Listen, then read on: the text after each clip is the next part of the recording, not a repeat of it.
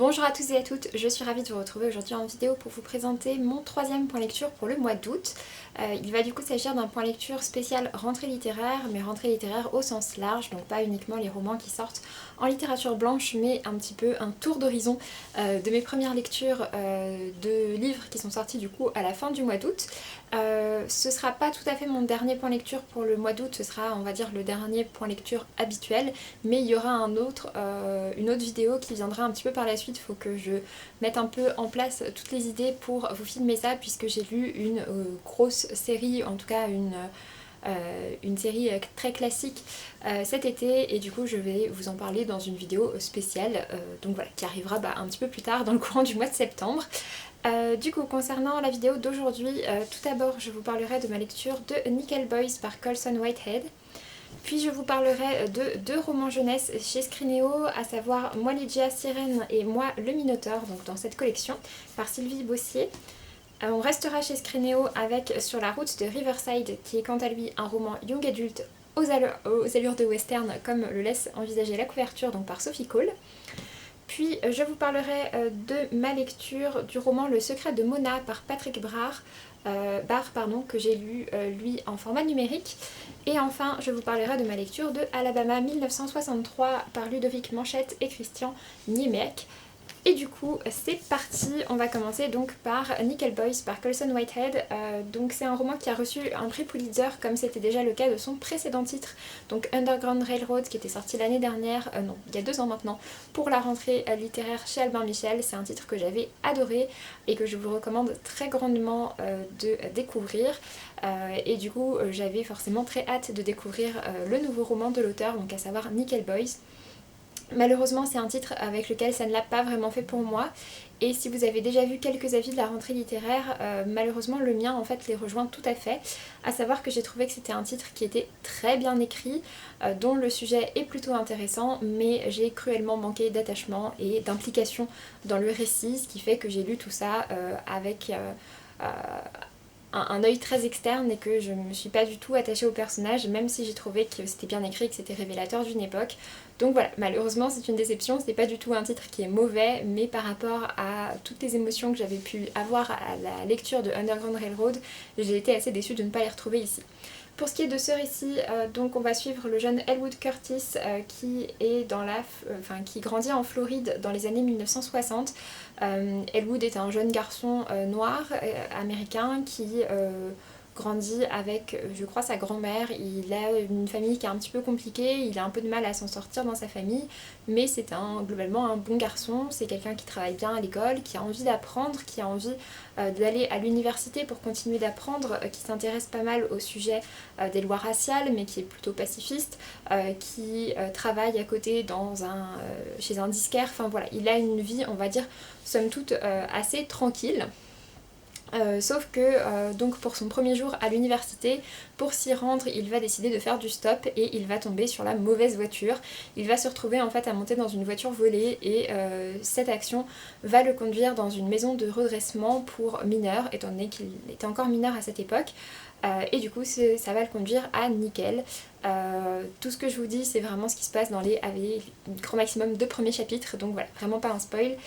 Du coup Elwood se retrouve à Nickel, où il va découvrir pas mal de choses. Donc Nickel c'est en gros un centre de redressement pour mineurs, qui n'est pas appelé comme ça, hein. On nous dit, je sais plus comment, que c'est une maison de correction qui s'engage à faire des délinquants des hommes honnêtes et honorables, sauf que clairement c'est une maison qui tolère également la torture et pas mal d'autres sévices corporels. Donc voilà. À Nickel il y a également des blancs et des noirs qui sont emprisonnés dans des aspects complètement différents, ils ne se croisent quasiment jamais, et il y a certains endroits qui sont particulièrement réputés pour être les zones de torture dans Nickel. Et donc voilà, Elwood va nous raconter toute son histoire là-dedans, et on va également voir après son histoire après, pas mal d'années plus tard, ce qu'il est devenu. C'est un récit qui est intéressant, qui parle donc effectivement de la période ségrégationniste, donc ça se passe plus tard que Underground Railroad, même si les sujets raciaux sont toujours au cœur du récit. J'ai trouvé que le jeune Elwood était plutôt touchant, mais tout ce qui lui arrive, ouais, je sais pas comment vous expliquer ça, je suis restée très très à l'écart de tout ce qui lui arrive, alors que j'ai trouvé le texte bien écrit et que ça parlait de choses intéressantes, puisqu'on voit également comment tous ces jeunes hommes, et d'autant plus les Afro-Américains, n'avaient pas forcément de famille, etc. Donc finalement, quand certains jeunes garçons ne survivaient pas aux séances de torture, et bien leur corps n'était pas forcément demandé, et puis on les cachait beaucoup, puisque ça va être également au cœur de cette histoire, de savoir justement ces garçons qui ont disparu, qui ne sont jamais ressortis de Nickel, qu'est-ce qu'ils sont devenus. Donc voilà, vraiment c'était un récit intéressant, mais il m'a manqué d'implication dedans. Pour autant ça n'a pas été une mauvaise lecture, c'est loin d'être un mauvais livre, mais j'en attendais plus. Voilà, du coup je lui ai mis la note de 15 sur 20 et je trouve ça dommage avec le sujet que l'auteur ne nous fasse pas finalement ressentir plus d'implication dans tout ça. Ensuite, je me suis lancée donc dans 2 titres de la nouvelle collection Mythologie par Scrinéo.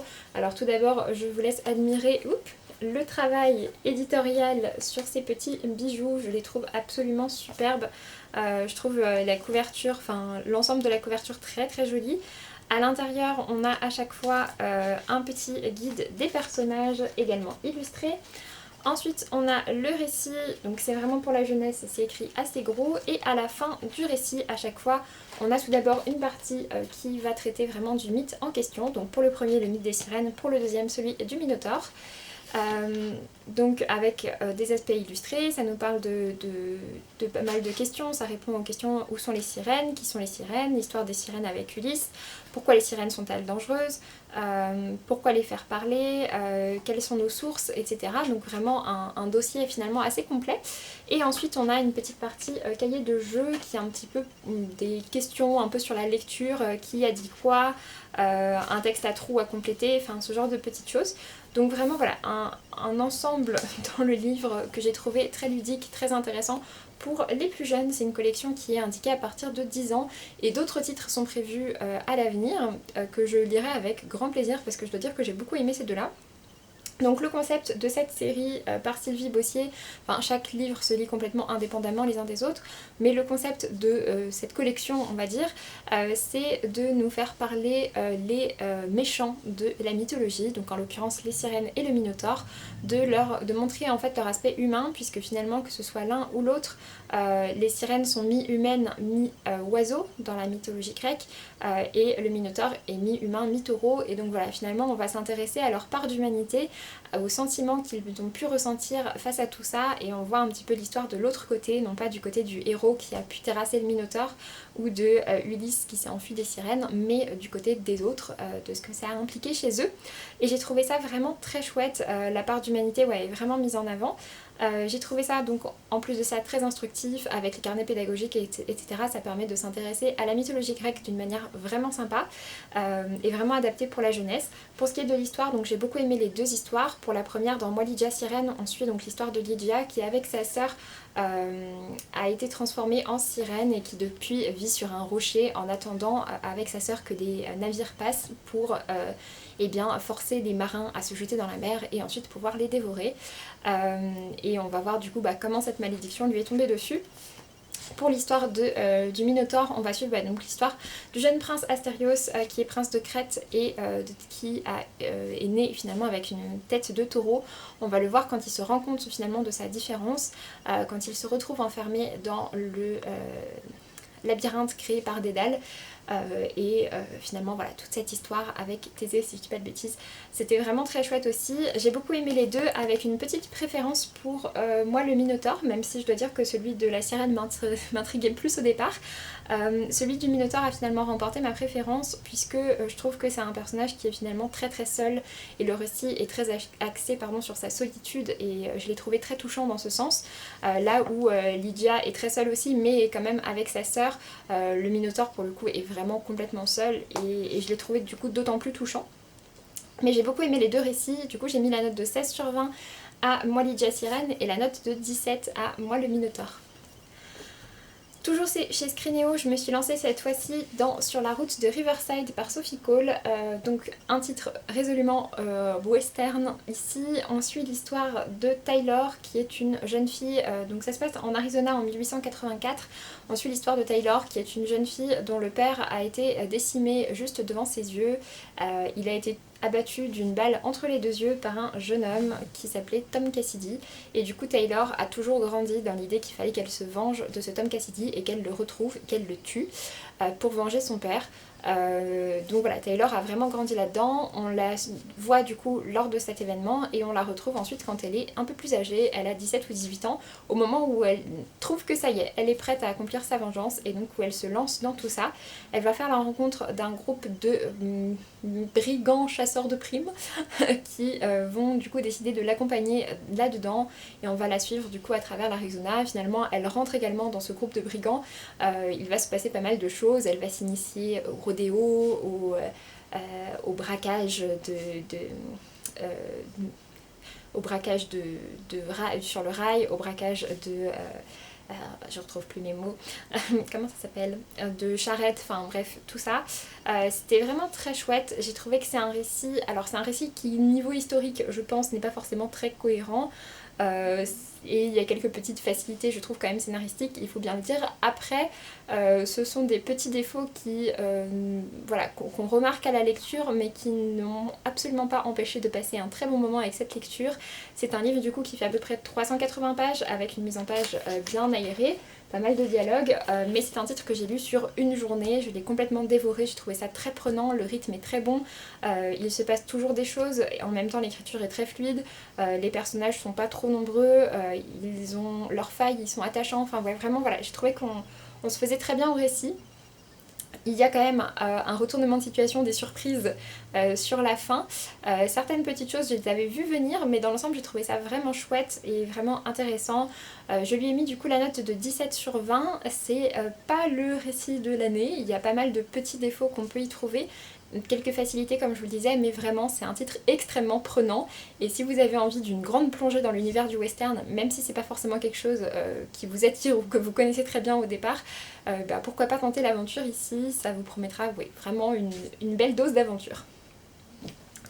Ensuite, je me suis lancée du coup dans le roman Le secret de Mona qui est écrit par Patrick Barr et c'est publié aux éditions Syros. C'est un très court récit qui fait un petit peu moins de 200 pages que j'avais du coup reçu de leur part en format numérique. D'ailleurs, l'ensemble des livres que je vous présente aujourd'hui sont des services presse.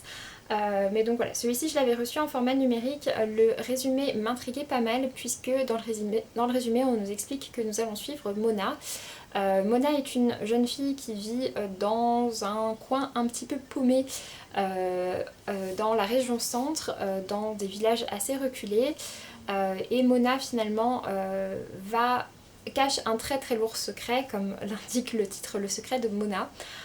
Et finalement Mona, tout ce qu'on sait d'elle, c'est que c'est une très jeune femme, qu'elle est chargée de s'occuper de son frère et qu'elle doit absolument tout assumer toute seule avec son frère. Sauf qu'un jour son frère est malade et que pour l'emmener à l'hôpital, Mona va pas vraiment s'arrêter à un stop, elle va pas marquer un vrai arrêt au stop et du coup il va y avoir un contrôle de police. Et finalement c'est ce contrôle de police qui va révéler toute la vérité sur la vie de Mona, tout ce qu'elle cache, toutes les choses auxquelles également elle doit faire face toute seule pour assumer tout ce qui se passe dans son contexte familial, pour prendre en charge son petit frère qui est très jeune et voilà, donc tout cet aspect là était vraiment intéressant. C'est un roman qui mélange à la fois un sujet social avec des jeunes, des situations vraiment précaires, avec un côté très roman noir, un côté policier également puisqu'on suit un petit peu les enquêtes, la narration n'est pas du tout linéaire, on suit parfois les pensées de Mona, on suit parfois les pensées d'autres personnages, on suit également le rapport d'instruction auprès de la police, enfin de la police, etc., des témoignages de voisins, etc., enfin pas mal de choses comme ça qui viennent se mettre en route, mais je trouvais que c'est un récit dans lequel on plonge très rapidement et finalement on se retrouve très vite embarqué dedans et c'est un peu un récit dans lequel on découvre les choses et dans lequel les choses montent crescendo. Au départ on se dit juste que c'est cette jeune fille qui doit prendre la charge de son frère et que c'est un petit peu bizarre, la mère on sait pas trop où elle est, et puis finalement ça va monter dans le glauque et également dans les surprises et voilà, donc finalement pas mal de choses. Vers la fin, il y a un aspect psychologique qui est assez important dans le récit, que j'ai trouvé intéressant, mais je ne m'attendais pas du tout à ce que le récit prenne cette tournure-là, donc j'ai également trouvé un petit peu déstabilisant. Mais dans l'ensemble, c'est un récit que j'ai vraiment trouvé intéressant, c'est un récit qui parle de sujets, je trouve, qui ne sont pas forcément très souvent abordé dans la littérature young adulte, et du coup voilà, pour ça je le trouve vraiment intéressant. Et du coup c'est un titre auquel j'ai mis la note de 16/20. Si ça vous intéresse, si vous êtes intrigué par ce côté roman noir et roman social, je vous invite à le découvrir. Et du coup pour terminer, je me suis lancée dans Alabama 1963 par Ludovic Manchette et Christian Niemiec aux éditions du Cherche Midi. C'est un titre que j'ai beaucoup apprécié, malgré ici aussi quand même quelques facilités je trouve, mais c'est un titre avec lequel j'ai passé un très bon moment et que j'ai à nouveau très vite lu. Donc celui-ci fait un peu moins de 380 pages, c'est pareil, ça se lit plutôt bien. Pour ce qui est de l'histoire, donc ça se passe en Alabama en 1983 et ça se passe dans une petite ville à Birmingham, et dans cette ville en fait il y a plusieurs fillettes de la ville ou des villes alentours qui ont disparu. Ce sont toujours des fillettes noires qui étaient toutes seules et ouais, toutes seules la plupart du temps, qui ont disparu. Certaines sont retrouvées mortes et mutilées. D'autres sont toujours disparus au début. Et donc il y a quelques interrogations qui se posent, mais en même temps on se rend bien compte que la police n'est pas hyper décidée à résoudre le mystère. Le fait que ce soit des jeunes filles noires, des ghettos noirs, bah finalement ça fait que voilà, l'enquête traîne un petit peu. Et du coup on va suivre plusieurs choses. Tout d'abord, donc il y a des parents d'une des fillettes qui a disparu qui vont contacter un détective qui s'appelle Bud Larkin, qui est un détective avec un passé un petit peu sombre, un petit peu finalement l'archétype du détective privé qui est sorti de la police suite à une affaire un peu sordide. Du coup c'est quelqu'un qui est au départ quand même assez raciste et franchement détestable, mais qui au départ accepte cette enquête parce qu'il a besoin d'argent et qui finalement va s'y impliquer plus que ce qu'il n'avait prévu. Et on suit également Adela. Adela c'est une femme noire qui est femme de ménage, qui a un petit peu de mal à joindre les deux bouts et à s'occuper de ses enfants depuis que son mari est décédé. Et du coup Adela travaille chez 3 employeurs au départ. Elle va avoir un souci avec un des 3, va se retrouver licenciée et va finir par répondre à une petite annonce et à se retrouver à être donc la femme de ménage de Bud Larkin. Et finalement elle ne va pas juste être sa femme de ménage, mais elle va également se retrouver impliquée dans les enquêtes. J'ai trouvé que c'était un récit qui était vraiment plaisant. Le personnage d'Adela est très chouette à suivre et celui de Bud Larkin est finalement assez touchant, même si au départ ça part pas très bien. On a également du coup les histoires d'Adela avec ses patrons qui sont très différents les uns des autres et qui sont pas forcément toujours très bienveillants, on va dire ça comme ça. On a également du coup la vie d'Adela dans le ghetto. On se rend compte que voilà, le Ku Klux Klan est soi-disant fini, mais qu'il n'est quand même pas très loin. Qu'il y a pas mal de choses encore qui sont en cours. Et puis donc on a cette enquête avec ce côté très noir. Malgré tout c'est un titre dans lequel il y a pas mal d'espoir, notamment comme je vous disais, voilà, Adela se retrouve finalement à faire partie de ces enquêtes et ce côté là était très chouette puisqu'elle forme vraiment un duo particulièrement détonnant avec Bud Larkin pour mener les enquêtes. Mais voilà, il y a c'est quand même une intégration ici qui se fait qui est assez jolie le lien qui se crée entre ces deux personnages qui n'est pas du tout un lien amoureux mais juste des personnes qui se retrouvent à travailler ensemble et à bien s'entendre est finalement intéressant. Mais voilà, après il y a effectivement, comme certains l'ont pu le relever, il y a une petite référence à La couleur des sentiments. Pour ceux qui ne l'ont pas lu, ça ne vous causera absolument aucun souci puisque c'est juste une ligne dans le récit dans lequel on mentionne un personnage qui porte le même prénom qu'un personnage de La couleur des sentiments et qui pourrait être ce personnage vu ce qu'on en dit. Mais voilà, ça reste là, c'est une petite anecdote en plus. Mais voilà, sinon j'ai bien aimé comment les indices étaient parsemés, j'aime bien aimé la résolution de l'aspect roman noir, finalement c'est pas dans ce qu'on pouvait imaginer, mais c'était très chouette et c'est pas un truc complètement sorti de nulle part, donc vraiment voilà, c'était vraiment bien vu. Et puis oui, il y a également pas mal de petites touches d'espoir au-delà en fait du fait qu'Adela et Bud vont finir par collaborer. Il y a également d'autres choses qui se passent dans le récit qui sont assez positives malgré la période un petit peu compliquée dans laquelle ça se passe. Donc voilà, c'est un récit que j'ai bien aimé. C'est vrai que justement ces notes d'espoir sont parfois pas complètement crédibles par rapport à l'époque, même si on se doute qu'il y a dû y avoir des choses positives, mais bon voilà. Mais sinon ouais, dans l'ensemble c'est un récit que j'ai trouvé vraiment très chouette et si vous aimez la période de la ségrégation raciale ou si vous aimez les romans noirs ou si vous avez envie de voir le mélange des deux, je vous invite à le découvrir. Je pense que vous pourrez passer un bon moment comme ça a été le cas pour moi et du coup pour ma part je lui ai mis la note de 18/20. Sur ce, j'en ai donc fini avec ce point lecture, j'espère que ça vous aura plu. N'hésitez pas à me dire si vous avez déjà lu certains de ces titres ou certains de ces auteurs. Et sinon, s'il y a déjà des titres de la rentrée littéraire que vous avez découverts, s'il y en a certains qui vous intéressaient vraiment tout particulièrement. Pour ma part, il me reste encore quelques-uns à découvrir chez moi, il y en a quelques-uns qui me font vraiment très envie. Mais voilà, c'est les premiers sur lesquels je me suis lancée. Du coup, pour ma part, je vous laisse, je vous dis à très bientôt pour une prochaine vidéo. D'ici là, portez-vous bien et faites de belles lectures. Salut!